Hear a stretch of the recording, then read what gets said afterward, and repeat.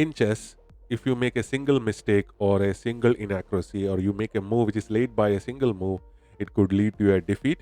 And Bobby Fischer makes one such mistakes by delaying a queen move by just a single move, and which results in his defeat in this particular match. So this is the Sicilian on the board, and is the classical variation of the Sicilian defense.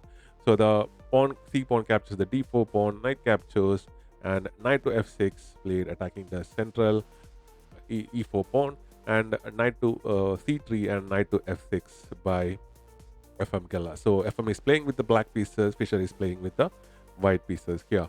So bishop now comes to c4 and e6 now. These are just normal moves for Sicilian, and bishop to e3 now, and bishop to e7 now, getting ready to castle on the king side, Efim Gela. And after that, the bishop goes to b3, protecting the bishop with the support of the pawns and keeping it active on as an active threat on the f7 square. So Efim castles on the king side as of the 8th move, and queen to e2 now by Fischer, indicating that he's looking to castle on the queen side. Sometimes you need to be very wary where your opponent's castle. They might wait for you to castle so that they can cast it on the opposite side and start a pawn storm on the king side and attack you. So the queen move actually is a good indication of where the the player is going to castle. So after the queen to a5 move, Fischer just castles on the queen side.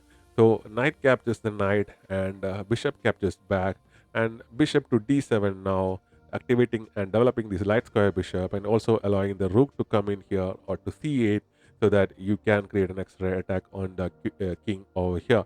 So this is one of the good things about Sicilian. Your c pawn will be gone with by an exchange most probably, and which will open up, and you can create a launch and effective attack against the king using this particular open c file.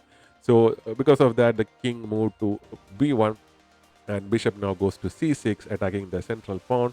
So the pawn push to f4 happens, and rook now comes to d8, protecting the central pawn. And in Sicilian, this is the weak pawn where most of the attack will be centered in various Sicilian counters. So b5 now, looking to push the pawn and attack the knight, displacing it. So f5 by Fischer, attacking the pawn. So instead of going for the capture and creating an initiative for Fischer, Efim pushes b4, attacking the knight. So Fischer just ignores that and goes for the capture of the pawn, and the knight is now captured, and Fischer then captures this particular pawn with a check. And because of the bishop over here, you cannot capture with your rook. If you capture, your rook will be gone. So Efim just moves the king to h8 over here. So as of this position, the game is still pretty much equal despite of this pawn on this particular f7 square. So rook now comes to f5, attacking the queen over here. So in our games, we have to like players, some of the players in up to 2000 will miss this, because we won't look this on this horizontal ranks on the attack. So there's an attack on the queen. So the queen goes to b4, and the queen to f1 by Fischer, and knight captures the pawn at e4, and a3 is played. This is the mistake committed by Fischer in this match, which actually cost him this match. So instead of a3, he could have played queen to f4 over here. Fischer does place this because once the queen is attacked, the queen goes to b7, creating a battery on this light square diagonal, and then Fischer plays queen to f4. But it was too late by one move, and the bishop to a4 move is played by Efim Gela. So if you capture, you cannot capture with your bishop. This bishop is unsupported. But if you capture with the support of this pawn, the queen will capture this particular pawn, and the game will be over basically. So after that, the bishop goes to f6 now, and because the queen moved to g4, so the bishop goes to f6, attacking that particular bishop, preventing mate here. And after that, the rook captures that particular bishop here, and now instead of going for the capture of that particular rook, this bishop is captured here. So basically you had to capture back. Actually, across this position, Fischer resigned the game. So if you